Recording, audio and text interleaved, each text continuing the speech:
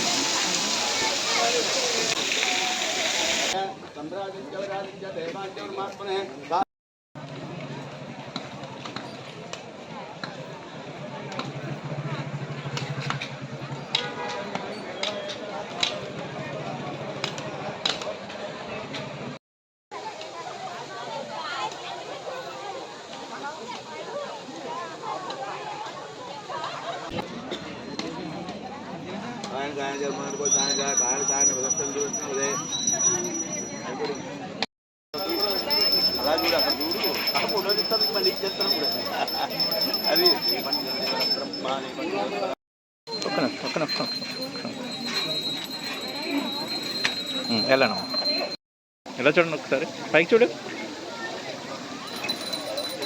Right.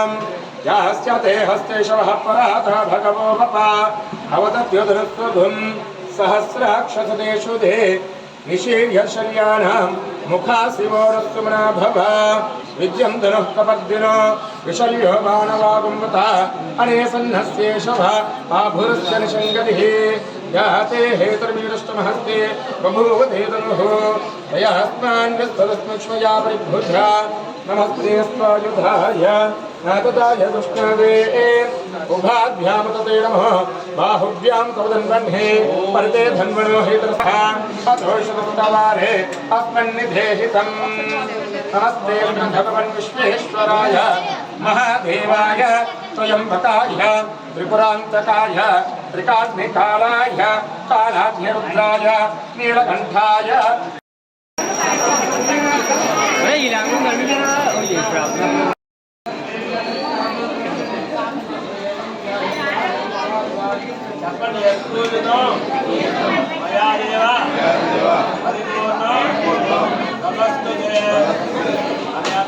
Mahadeva Shambho Shankara.